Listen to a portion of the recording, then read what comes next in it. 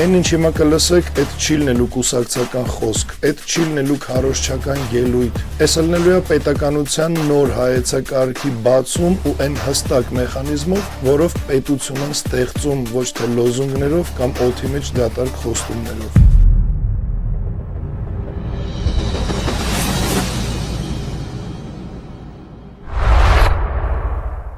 Օրվա բարի ժամ բոլորիդ, Հայեր ջան, մի քանի օր տեսանյութ չեմ տեղադրում, որովհետև հիմա զբաղված ենք վերածննդի շարժմանը պատրաստվելով ու փառք Աստծո, որ հաստատուն քայլերով շարժվում ենք առաջ։ Բայց բացի այդ ամեն ինչը, չնայած նրան, որ բազմիցս խոսացել եմ Լույսի բանակի քաղաքական ծրագրերից ու ներկայացրել եմ, թե Հայաստանի համար ինչ պետության մոդել ենք պատրաստում, տարբեր մարդկանց հետ շփվելով ես հասկացա, որ այնուամենայնիվ պետք է ավելի մանրակրկիտ ու առավել հստակ դա ներկայացնեմ ու այսօր ուզում եմ ձեր հետ խոսալ ոչ թե անցյալի մասին, ոչ թե վերլուծությունների, այլ այս պահի համար ավելի անհրաժեշտ թեմայով մեր ապագա պետության մասին։ Այն պետության, որը չի կառուցվելու հին խաղաքարտերով, հին կոռուպցիոն ոսկորներով, հին կախվածություններով կամ հին պարտություններով։ Այսօր մանրամասն կներկայացնեմ այն հարցը, որը ձեզանից շատ-շատերը հաճախ են մեզ ուղղում ու այդ հարցը այնա, թե կոնկրետ մեր կողմից ոնց է ձևավորվում ապագա հայկական պետության մոդելը։ Ոչ թե այն Հայաստանը, որը մեզ պարտադրել են, որում կանք այսօր, այլ այն Հայաստանը, որը մենք պետք է կառուցենք մեր ձեռքով, մեր մտքով ու մեր կամքով։ Այն ինչ հիմա կլսեք, այդ չի լինելու կուսակցական խոսք, այդ չի լինելու քարոզչական ելույթ։ Այս լինելու է պետականության նոր հայեցակարգի բացում ու այն հստակ մեխանիզմով, որով պետություն են ստեղծում ոչ թե լոզունգներով կամ օդի մեջ դատարկ խոստումներով։ Ու այս ամենը երկու բառով կարճ ասել չի լինի, կարող է մի քիչ երկար ստացվի, բայց այն մարդիկ, ում հուզում է մեր երկրի ու պետության ապագան, վստահ եմ, որ կարաք հիմա հարմարավետ տեղավորվեք ու լսեք մինչև վերջ, քանի որ այս մեր բոլորիս փրկության սցենարներից միակն է, որը տանելու է մեզ միայն հաղթանակների, բարեկեցության, հզորացման ու զարգացվածության, ու տանելու է անշեղջ ճանապարհով, առանց տատանումների, առանց կասկածների ու առանց անորոշության կամ հետնահանջի։ Մենակ թե միանաք մեզ ու մինչև վերջ, հավատարիմ մնաք վերածննդի շարժման ու Լույսի բանակի հետ։ Սկսենք նրանից, որ մեր ապագա հայկական պետության հիմքում դրված է մի բան՝ սուբյեկտը։ Իրականում հաղթող ժողովրդին չեն ղեկավարում օրենքներով, օրենքները ներքին կարգապահության համար են, իսկ ժողովուրդը, որը միշտ հաղթում է, ղեկավարվում է ինքնագիտակցությամբ։ Լույսի բանակը ապագա հայկական պետությունը չի կառուցելու արտաքին երևակայությամբ, մենք մեր պետությունը կառուցելու ենք հայ մարդու սուբյեկտային դիրքով, որովհետև ոչ մի պետություն չի կարա գոյատևի, երբ նրա քաղաքացին ինքը իրան տենում է որպես փոքր, խեղճ, օտարումից կախված ու սեփական ճակատագրից վախեցող։ Ապագա հայկական պետության մոդելը սկսվում է նախ հոգեբանությունից, որտեղ հայ իրան տենում է ոչ թե որպես գոյատևող, այլ որպես արարող, կառուցող ու բարեկեցիկ, ապահով, անվտանգ ու արժանապատիվ կյանքով ապրող։ Այս պետության առաջին օրենքն է։ Եթե քաղաքացին չի գիտակցում իր արժեքը, ոչ մի սահման, ոչ մի բանակ, ոչ մի ուժ չի կարա նրան պաշտպանի։ Բացի այս ամենը, Լույսի բանակի ստեղծվող ապագա հայկական պետությունը չունի ոչ արևելք, ոչ արևմուտք, այլ ունի ազգ։ Ես խնդրում եմ միտքը հարուստ հասկացեք։ 30 տարուց ավել մեզ սովորացրել են մտածել սենց. եթե Ռուսաստանը չլինի կկործանվենք, եթե արևմուտքը չլինի կկործանվենք։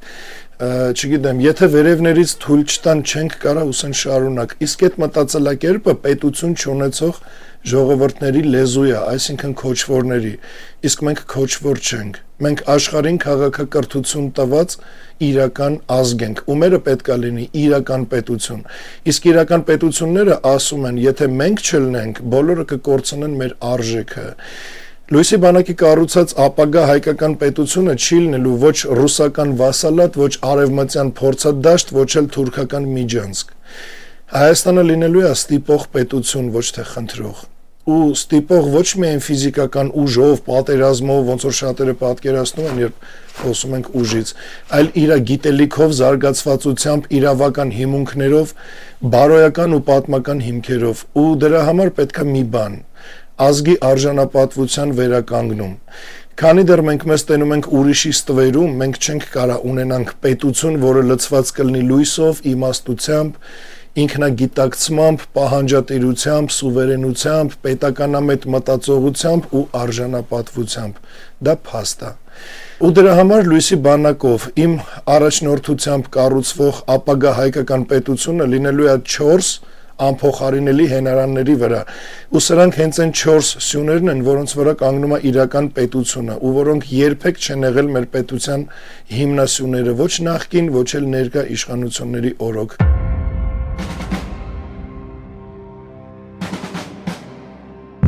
Առաջինը ազգային անվտանգությունն է առանց օտարի մատի։ Այսօր մեր անվտանգությունը կախված է այն ուժերից, որոնք իրականում մեզ ընդհանրապես օգտագործում են իրենց քարտեզներում իրենց շահերը սպասարկելու համար։ Մեր կողմից կառավարվող ապագա հայկական պետությունը չի կարա կախված լինի ոչ մի գերտերությունից։ Խոսքը դաշնակցության մասին չի, այլ կոնկրետ կախվածության, ստեղ խնդրում եմ ուշադիր։ Մեր պետությունը պետք է ունենա ու կունենա իր սեփական անվտանգության մեքենան, որը չի ղեկավարվում ոչ եսիմում բազայով,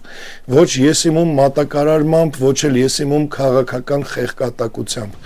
Հիմա կոնկրետ այս հարցը մի քիչ ավելի մանրամասնեմ ու անցնենք առաջ։ Լուիսի բանակի տեսլականը ազգային անվտանգության ոլորտում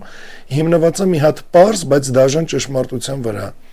Պետությունը, որը չի վերահսկում իր անվտանգությունը, չի վերահսկում ոչ մի բան։ Մեր տեսլականը չի կառուցվելու չակերտավոր պաշտպանության հույսերի, դաշնակցային խոստումների կամ հավասարակշռության խաղերի վրա, այլ կառուցվելու է սեփական ուժի, սեփական պոտենցիալի, որը մեղմ ասած ավելի քան բավարար է։ Ուղղակի Լև Ռոսենիկը շունչ չի տվել մեր պոտենցիալին ու տարիներով ամեն կերպ խեղդել ու արհեստականորեն թուլացրել են։ Դրա համար էլ այսօր ունենք այն, ինչ ունենք։ Մեր անվտանգության տեսլականը հիմնված է լինելու մեր սեփական հաշվարկի ու սեփական կամքի վրա։ Լուիսի բանակը ազգային անվտանգությունը պատկերացնում է որպես միասնական, ինքնուրույն ու ամբողջական համակարգ,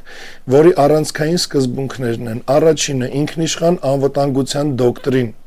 Հայկական պետությունը կունենա սեփական ռազմավարական դոկտրին, որը չի արտագրվի ոչ ՆԱՏՕ-ից, ոչ Մոսկվայից, ոչ էլ որևէ այլ կենտրոնից։ Այդ դոկտրինը կձևակերպի հայոց պատմության իրական շահը, ոչ թե օտարների տարածաշրջանային խնդիրները։ Երկրորդը ազգային բանակ որպես պետական ողնաշար ու ոչ թե քաղաքական գործիք։ Բանակը չի լինելու կուսակցական, անձնական կամ արտաքին կառավարման օբյեկտ։ Հայոց բանակը կվերակազմավորվի որպես պրոֆեսիոնալ, կարգապահ, տեխնոլոգիապես զարգացած ու ամենակարևորը՝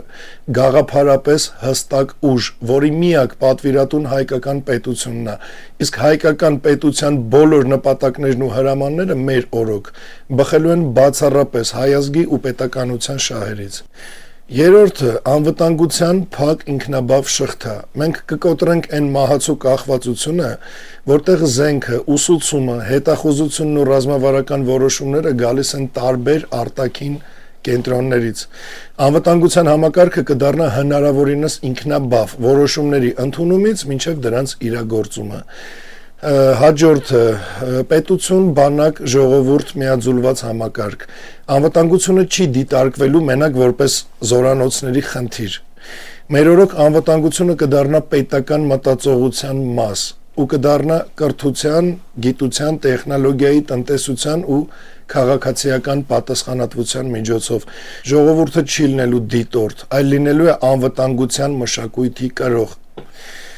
Հաջորդը դա սառը հաշվարկն է, այսինքն ոչ հուզական քաղաքականություն։ Լուիսի բանակը մերժում է չակերտավոր եղբայրական ու չակերտավոր պատմական բարեկամության ինքնախապկանքը։ Միջազգային հարաբերություններում գործում է մենակ շահը, ու մեր իշխանություն ունենալու ժամանակ հայկական պետությունը կխոսա մենակ այդ լեզվով, առանց պատրանքների, առանց կախվածության ու առանց ստորացման։ Ազգային անվտանգությունը մեր համար ոչ թե ճառ է, այլ գոյության պայման, ու դա ոչ թե ինչ-որ բանի արձագանք է, այլ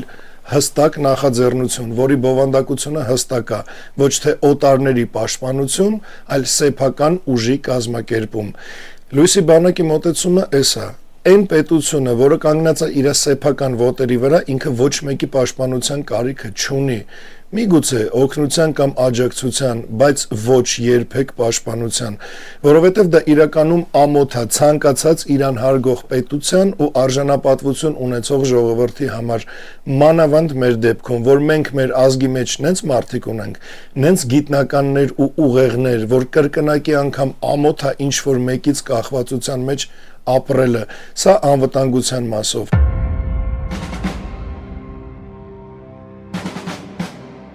Հիմա ինչ վերաբերվում է տնտեսությանը, մեր համար առաջնային է նաև մեր տնտեսական ինքնությունը, ոչ թե զուտ թղթային բյուջե, այլ հստակ ռազմավարական մեքենա։ Հայաստանը փոքր երկիր չի, Հայաստանի ղեկավարներն են միշտ եղել փոքր ու հետևաբար այդ փոքր ղեկավարման արդյունքում էլ Հայաստանը զրկվել է իր մեծ դերից ու կարևորագույն արժեքից։ Տեսեք, մեր հողերը, իրավունքները, մեր դիրքը, մեր ուղեղները, մեր համաշխարհային ցանցը, այսինքն Սփյուռքը ու Սփյուռքի հայրենասեր նվիրյալ գործիչները, սրանք ընդհանրապես փոքրության լեզու չեն, մենք փոքր չենք։ Ուլիսի բանակը ապագա Հայաստանը կառուցելու է ոչ թե ամփույց տվերատնտեսությամբ, այլ ոնց որ ասեցի, ռազմական տնտեսությամբ, որտեղ կա 3 անփոփոխ սկզբունք։ Մեր պետությունը չի վաճառվում, աշխատուժը չի փոշիացվում, հողը չի զիջվում։ Հայաստանի տնտեսությունը պետք է ունենա ոչ թե մի հատ խանութի գանձապահի ֆունկցիա կամ ասենք նմանվի սրա նրա բանկային անձնական հաշվի համարին, այլ պետք է լինի Հայաստանը անդադար բարձրացնող, բարեկեցիկ ու բարգավաճ կյանքի տանող մի հատ հզոր շարժիչ։ Ու դրա պոտենցիալը մենք եւս ունենք ու ոչ թե նոր ունեցանք կամ հələ նոր պետքա ունենանք, այլ ունեցել ենք միշտ։ Ուղղակի էլի այդ նույն ներկա ու նախկին իշխանությունները խլացրել են ու արգելափակել են ընդհանուր երկրի զարգացումը։ Իրանք իրանց ապահովել են ու այդ իրանց հերիքեր թքած ժողովրդի վրա, իսկ մենք այդ ամեն ինչը միասին հաստատ կուղենք ու հաստատ անպատիժ ոչ մեկ չի մնա։ Հայաստանի ամեն ինչը, ընդերքից մինչև տնտեսություն, եկեղեցուց մինչև բանակ ու ամեն ինչ պատկանում է բացառապես ժողովրդին։ Սա լույսի բանակի Աստծո առաջ տրված երթումն ու խոստումն է, որը երբեք չի փոփոխվի ու այս դիրքից չի շեղվի ոչ մի պայմանով ու ոչ մի պարագայում։ Սա խնդրում եմ հստակ ֆիքսեք։ Ու տնտեսության մասով դեռ այսքանը։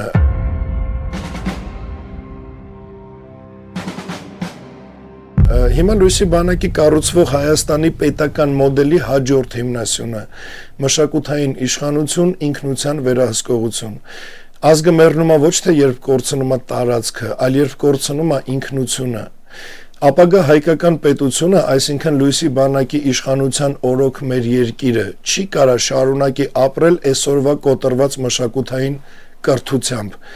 տապալված հայրենագիտությամբ ու քանդված պատմական նարատիվով։ Մեր օրոք պետության մոդելը սկսվելու է դպրոցից, որտեղ հայը պետքա սովորի ոչ թե գոյատևման պատմություն, այլ հաղթանակի պատմություն, որտեղ հայը պետք է կարդա ոչ թե պարտության ավերակներ, այլ ազգային ճակատագիր։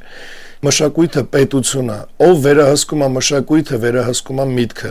Իսկ յուրաքանչյուր հայի միտք մեր վերահսկողության ներքո ներծծված է լինելու մենակ հայրենասիրությամբ, պետական մտածելակերպով, ազգային գաղափարներով, արժանապատիվ կենսակերպով ու Հայաստան երկրի տիրոջ ու քննադատական մտածելակերպով, մեր հետ այլ կերպ հնարավորել չի։ Ինչ վերաբերվում է արժեքների համակարգին, դա պետության ոսկրային կառուցվածքն է, կոպիտ ասած կմախքը։ Պետությունը չի պահվում փողերով, պետությունը պահվում է արժեքներով, առանց արժեքների երկիրը մեռած մարմին է։ Ապագայում լույսի բանակի կառավարած հայկական պետության արժեքները կլինեն պարզ ու անշրջելի, ազգային արժանապատվություն, պետական սուբյեկտայնություն, հայերիս միասնական շահ ու հոգևորական, ոստիկան, դատավոր, արվեստագետ, բիզնեսմեն ու զինվոր միևնույն նպատակի տակ, արդարություն ոչ որպես կարգախոս, այլ որպես կենսակարգ։ Մի բան հստակ իմացեք, որ լույսի բանակի համար արժեքները հռչակագրեր չեն, դրանք սահմաններ են, որոնցից այն կողմ պետություն այլևս գոյություն չունի։ Սրանք այն սկզբունքներն են, որոնք չեն քննարկվում, չեն սակարկվում ու չեն հարմարացվում պահի քաղաքականությանը։ Լույսի բանակի արժեքային համակարգը ձևակերպվում է հետևյալ կերպ՝ ազգային արժանապատվություն որպես քաղաքական չափման միավոր, հայը չի խնդրում, չի արդարանում, չի ստորանում։ Պետության յուրաքանչյուր որոշում, խոսք ու քայլ չափվելու է մի հարցով. տվյալ խոսքը, քայլը կամ որոշումը բարձրացնում է, թե նվաստացնում է հայ արժանապատվությունը։ Ամեն ինչ, ինչ նվաստացնում է, մերժվում է անկախ շահի կեղծ հաշվարկներից։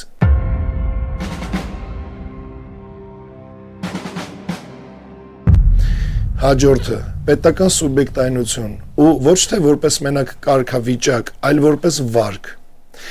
Պետությունը սուբյեկտ է այն ժամանակ, երբ որոշումները ընդունում ինքնուրույն։ Հետևանքների պատասխանատվությունը կրում է ինքնուրույն ու այդ պատասխանատվությունը չի բարդում ուրիշների վրա։ Լույսի բանակի պետությունը չի լինելու ինչ կարգավիճակների միջև, սրանից նրանից կախված կամ սրան նրան սպասող։ Լույսի բանակի Հայաստան պետությունը լինելու է որոշող։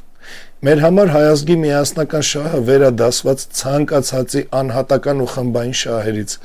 Չի կարա լինի որևէ կուսակցական, տնտեսական կամ անձնական շահ, որը գերակա է հայոց պետական շահից։ Ով իր շահը երբևէ բարձրացրել է կամ մեր օրոք կփորձի բարձրացնել հայ ժողովրդի ընդհանուր շահից վեր, ամենաառաջինը ինքը ինքնաբերաբար դուրս է շպրտվելու պետական ու քաղաքական դաշտից, որից հետո էլ նման շանտեղ ու ճակատագիրը նոր օրենքներով կորոշեն դատարանները։ Նմաններից ոչ մեկ անպատիժ չի մնալու, սրանում էլ այն որ գրամ անգամ կասկած չունենաք։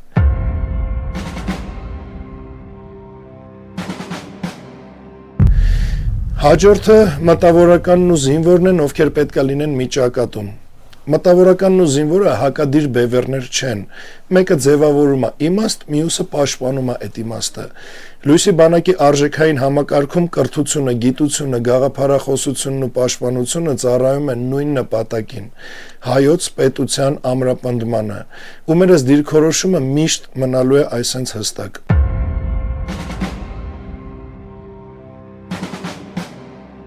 Հիմա արդարության հետ կապված, արդարությունը մեր օրոք կլինի որպես կենսակ կարգ, ոչ թե դատական շոուներ։ Արդարությունը չի լինելու ընտրովի, ցուցադրական կամ քաղաքական անձնական հաշվեհարդարի գործիք։ Արդարությունը կլինի կանոն, որը գործում է բոլորի համար, ուժեղի ու թույլի, պաշտոնյայի ու քաղաքացու նկատմամբ նույն չափով, որովհետև անարդար համակարգով պետությունը երկար չի գոյատևում։ Մեր օրոք պետության առաջնային պատգամ լինելու է պատասխանատվությունը խոսքից մինչև գործ ու դրա հետևանք։ Մենք դեռ իշխանություն չունենք։ Բայց եկեք ես չասեմ, դուք նշեք, թե քանի բան ենք ասել, ասելուց հետո արել ու անելուց հետո էլ եղել ենք հետևողական ու անգամ հետևանքների համար ենք եղել պատասխանատու։ Մենք որոշների նման չենք, որ ասում են, այ երբ իշխանություն ունենանք, այս կանենք, այն կանենք, չգիտեմ, սարեր շուռ կտանք։ Մենք առանց իշխանություն ունենալու ենք անում, ուղղակի սահմանափակ հնարավորություններով։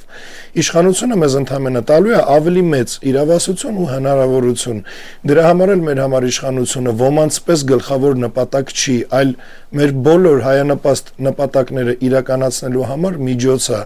ու այդ է միակ պատճառը, որ մենք ձգտում ենք իշխանության։ Սա կարծում եմ բոլոր խելք ունեցող մարդկանց համար շատ բան է ասում։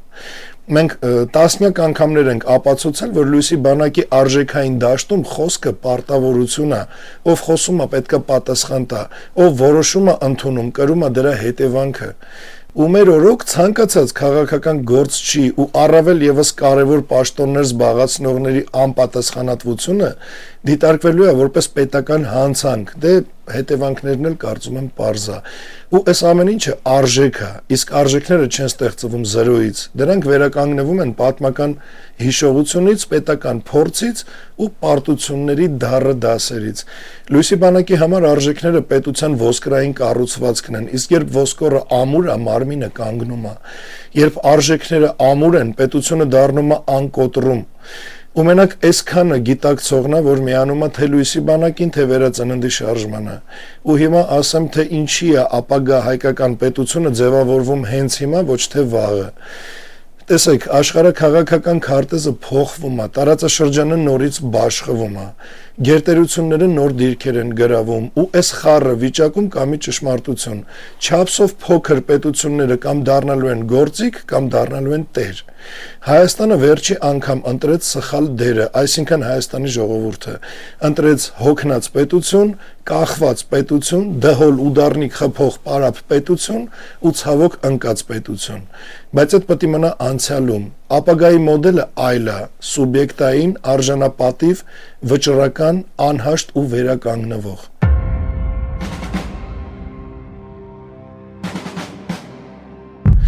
Ապագա հայկական պետության նվազագույն պայմանը նոր միտքն է։ Չկա ոչ մի հեղափոխություն առանց նոր մտքի, չկա ոչ մի վերածնունդ առանց նոր ուղեղի, չկա ոչ մի պետություն առանց ինքնագիտակցության։ Ապագա հայկական պետության մոդելը չի ծնվելու նախկինների կամ ներկաների լեզվով, չի ծնվելու կիսատ մարդկանց ստվերում ու ոչ էլ ծնվելու է չորացած արժեքների մնացորդից։ Հայկական պետությունը Լուիսի բանակի ղեկավարմամբ ծնվելու է նոր մտածողությունից, որը չունի վախ, չունի կախվածություն ու չունի ստորություն։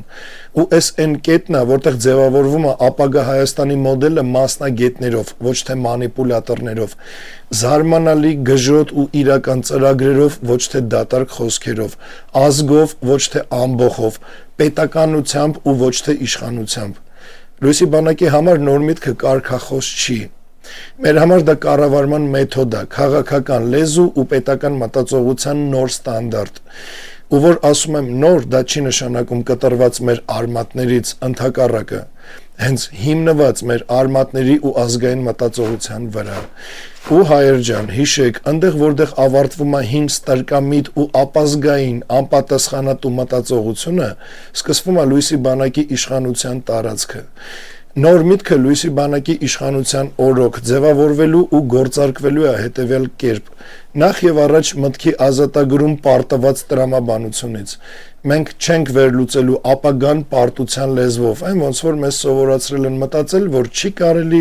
մեզ թույլ չեն տա, մենք փոքր ենք եւ այլն։ Այս ստրկամիտ ձևակերպումները ու դրանք դուրս են լինելու մեր պետական բառապաշարից։ Նոր միտքը սկսվում է այնտեղ, որտեղ պետությունն իրան տենում է ոչ թե որպես օբյեկտ, այլ որպես նախագծող սուբյեկտ։ Մեր օրոք լինելու է մասնագիտական պետություն, ոչ թե հռետորական։ Լուիսի բանակի ուղղությամբ նոր միտքը նշանակում է, որ պետությունը կառուցվելու է ոլորտային մտածողությամբ։ Անվտանգություն, տնտեսություն, կրթություն, տեխնոլոգիա, դիվանագիտություն, ուսան շարունակ, ոչ թե չակերտավոր հավատարիմ դեմքեր, այլ կոնկրետ գիտելիք ունեցող մարդիկ։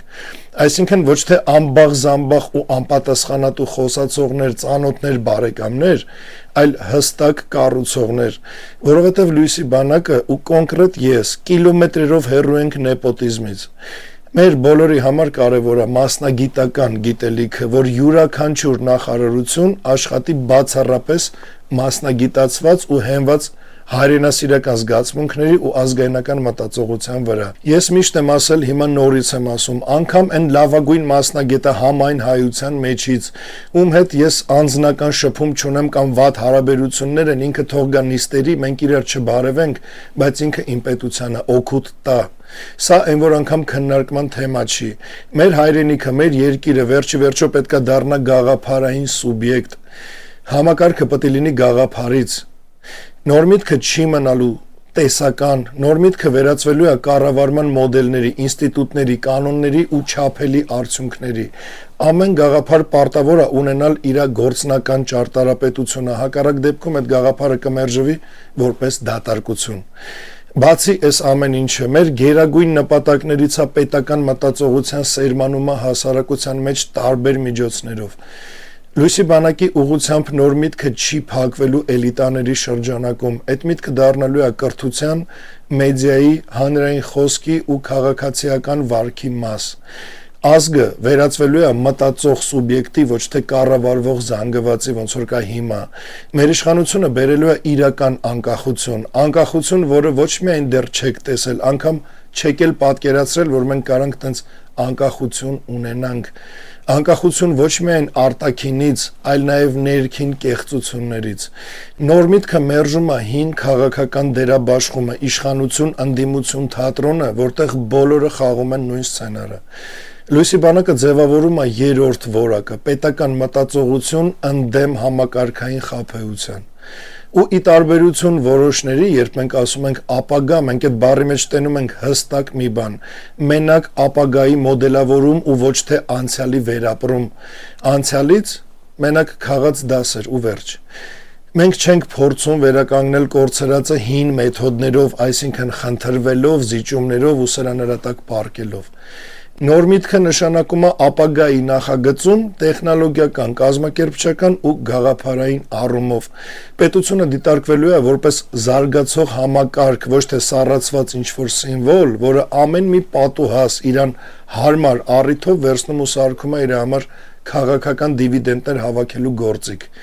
Նոր միտքը լույսի բանակի իշխանության մեջ դառնալու է ուղղություն այն պատճառով, որ ինքը ստեղծելու է նոր չափանիշ։ Ու հայր ջան, ձեզանից ով մտածում է, ինքը մասնակցելու է վերածննդի շարժմանը, իսկ ով կկրկնի ներկա ու նախկին իշխանությունների քաղաքականությունը, ուղղակի կմնաք ստրկամիտ ու պարտված անցյալում։ Լույսի բանակը չի ձգտում իշխանության հանուն աթոռի, մենք կայանալու խնդիր չունենք։ Մենք ձգտում ենք իշխանության, որ փոխենք մտածողությունն ու պետական ու ազգային նոր մտածողությամբ բառի բուն իմաստով փրկենք մեզ, մեր երեխեքին ու մեր պետությունը։ Իսկ պետական ու ազգային մտածողությամբ երկրում մեր իշխանությունը լինելու է ընդհանրապես դրա հետևանքը, որովհետև նման մտածողությամբ երկրի իշխանություն կարա լինի մենակ լույսի բանակն ու նրանք, ովքեր մեզ միացած կլինեն, ուրիշ ոչ մեկ։ Ու վերջում հայր ջան, հիշեք, որ պետությունը չի կառուցվում միայն քարերով, պետությունը կառուցվում է նախ մտքով, իսկ միտքը չի կարա ծնվի վախի ու կասկածանքների մեջ, միտքը ծնվում է ազատության մեջ։ Ու ապագա Հայաստանի մոդելի մասին կա մի նախադասություն, որը պետք է դառնա օրենք, պատգամ ու ուղեցույց։ Պետությունը սկսվում է այն պահին, երբ ազգը դադարում է ստամոքսով մտածել մենակ գոյատևելու մասին, այլ սկսում է կառուցել ինքը իրան ու սկսում է ճանաչել ու գիտակցել ինքը իրան։ Ու եթե դուք որոշել եք աջակցել ու մասնակցել վերածննդի շարժմանը, ուրեմն մենք մի մարդով էլ մոտ ենք մեր ընդհանուր հաղթանակին։ Մնացած ամեն ինչ, այդ ընտրություններ, թեկնածուներ ու եսի մել ինչ համակարգային խաբկանքներ, այդ ամեն ինչը սուտ է, ասել եմ, կրկնում եմ ու պնդում եմ,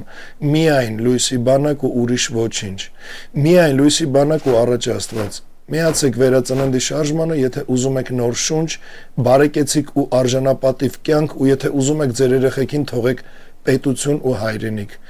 Վերածննդի շարժումից բացի ուրիշ ոչ մի ճանապարհ չկա։ Ուրիշ ոչ մի ճանապարհ ձեզ չի բերելու ձեր երազած հայրենիքն ու ձեր երազած կյանքը։ Մտածեք սրա վրա ու արեք ձեր հետևությունները։ Լավ մնաք ու թող Աստված օրհնի բոլոր էությամբ հայերին բարձր սիրով ու իմաստությամբ։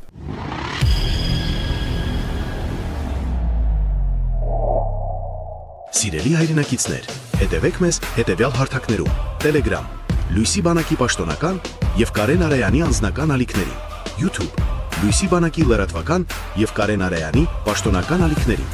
Լույսի բանակի գործունեությանը Սիրուս ջոկատներին եւ վերածննդի շարժմանը ֆինանսապես աջակցելու համար Իդրամ, ID Bank, Ineco Bank, Sberbank եւ PayPal։ Շնորհակալ ենք բոլոր մեր գաղափարակիցներին եւ աջակիցներին։ Բարձրալ նորմի յուրաքանչյուրիդ։